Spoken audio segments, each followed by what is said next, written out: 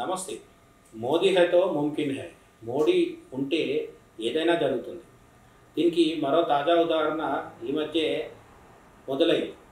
జరిగింది అని చెప్పట్లేదు. మొదలైంది అని చెప్తున్నా. ఎందుకంటే ఇది మొదలయ్యి ఇక మీదట ఇలాగే కొనసాగబోతుందన్నమాట. ఇంతకీ ఏం జరిగిందంటే 75 సంవత్సరాల క్రితం ఆగిపోయిన ఒక సనాతనమైన క్రతువు ఏదైతే ఉందో, సనాతనమైన కార్యక్రమం ఏదైతే ఉందో అది మళ్ళీ పునఃప్రారంభం జరిగింది. పునరుద్ధరింపబడడం జరిగిందనమాట. విషయం ఏంటంటే మనం పీఓకే అంటాం కదా. పీఓకే అంటే పాక్ ఆక్యుపైడ్ కాశ్మీర్. పాక్ ఆక్రమణలో ఉన్న కాశ్మీర్ అని మనం దేన్నైతే అంటున్నామో అందులో మన శారదా పీఠం అటువైపు ఉండిపోయింది. అంటే 18 శక్తిపీఠాల్లో కాశ్మీర్లో సరస్వతి రూపంలో అమ్మవారు వెలిసింది అని మనం విశ్వసిస్తాం. ఆ గుడి ఉండేది ఎక్కడ అంటే కాశ్మీర్లోని శారదా పీఠం. అయితే ఇప్పుడు దురదృష్టవశాత్తు ఆ శారదా పీఠం అనేది 1948 నుంచి గత 75 సంవత్సరాలుగా పీఓకేలో ఉంటుంది. పాక్ ఆధీనంలో ఉన్న కాశ్మీర్ భూభాగంలో ఉండిపోతుంది. అయితే ఈ కాశ్మీర్లో ఉన్న సరస్వతి ఆలయం ఏదైతే ఉండేదో ఒకప్పుడు గొప్పగా ఉండేది, ఇప్పుడు అది కేవలం రాళ్ల దిబ్బగా మారిపోయింది. పాకిస్తాన్కి సంబంధించిన ఇస్లామిక్ జిహాదీ ఉన్మాదుల చేతిలో ఆ గుడి మొత్తం నాశనం అయిపోవడం జరిగింది. అయితే ఆ రాళ్ల దిబ్బలాగా మిగిలిపోయిన అమ్మవారి శక్తిపీఠం ఏదైతే ఉందో ఆ పక్క నుంచే కిషన్ గంగా అనే నది ప్రవహిస్తూ ఉంటుంది.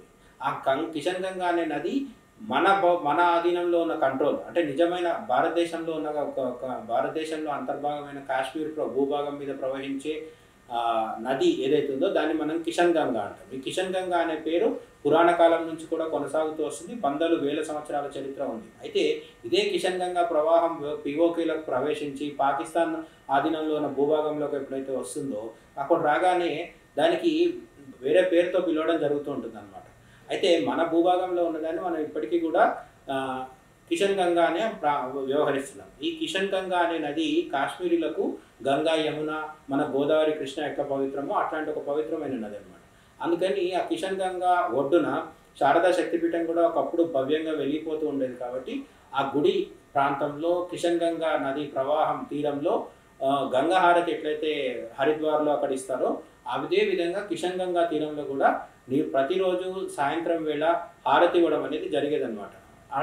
అటువంటి కిషన్ గంగా హారతి ఎప్పుడైతే పాకిస్తాన్ ఆక్రమించుకొని శారదా శక్తిపీఠం మన చేతిలోంచి జారిపోయిందో అప్పటి నుంచి ఆగిపోవడం జరిగింది.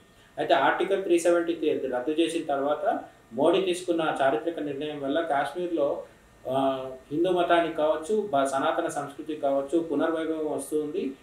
మార్తాండ్ ఆలయం కావచ్చు, ఇలాంటి అనేక ఆలయాలు అలాగే పర్యాటక రంగం కూడా మళ్ళీ అభివృద్ధిలోకి వస్తుంది. కాబట్టి ఈ మార్పుల్లో భాగంగా కిషన్ గంగా ప్రాంతం పూర్తిగా పాక్ ఆక్రమిత కాశ్మీర్కి పాకిస్తాన్కి సరిహద్దుల్లో ఉంటుంది. కిషన్ గంగా అనే నది. ఈ కిషన్ గంగా నది దగ్గర ఈ మధ్యకాలంలో తిరిగి మళ్ళీ హారతి కార్యక్రమం మొదలుపెట్టారు హిందువులు. ప్రభుత్వ సహకారంతో అక్కడున్న లెఫ్టినెంట్ గవర్నర్ సహాయ సహకారాలతో ప్రభుత్వ సహకారాలతో భద్రతా దళాలు భద్రత ఇవ్వడంతో హిందువులు మళ్ళీ కిషన్ గంగా నదికి హారతి ఇవ్వడం మొదలుపెట్టారనమాట.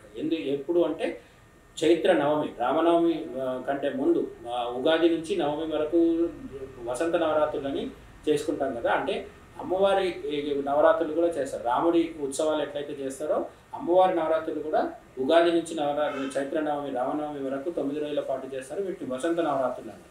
వసంత నవరాత్రుల సందర్భంగా కిషన్ గంగా నది దగ్గర ఇప్పుడు కాశ్మీర్లో మళ్ళీ హారతి కార్యక్రమం అనేది మొదలైందనమాట. అంటే ఇప్పుడు ఇక ముందు ఎవరైనా పర్యాటకులు దేశవ్యాప్తంగా ఉన్న వాళ్ళు ఎవరైనా అక్కడికి వెళ్తే మనము కిషన్ గంగా హారతిని కూడా కళ్ళారా చూసుకోవచ్చు. అంతేకాకుండా అమిత్ షా లాంటి నాయకులు, రాజ్నాథ్ సింగ్ కావచ్చు, వీళ్ళంతా పదే చెప్తున్న దాని ప్రకారం ఏంటంటే పీఓకే భారతదేశంలో అంతర్భాగం, అది మా భూభాగము అని తేల్చి చెప్తున్నారు. కాబట్టి అతి సమీప భవిష్యత్తులో పాక్ ఆక్రమిత కాశ్మీరు భారతదేశంలో అంతర్భాగం అయ్యే అవకాశం చాలా స్పష్టంగా కనిపిస్తుంది. కాబట్టి మనం రాబోయే కొన్ని సంవత్సరాల్లోనే కిషన్ గంగా నదీ తీరంలో శారదా శక్తిపీఠాన్ని గొప్పగా భవ్యమైన ఆలయం నిర్మించుకొని మళ్ళీ పునరుద్ధరించుకొని అక్కడ శక్తిపీఠానికి పునర్వైభవం కలుగుతుందని మనం ఆశిద్దాం. మోడీ హై తో ముమ్కిన్ హై.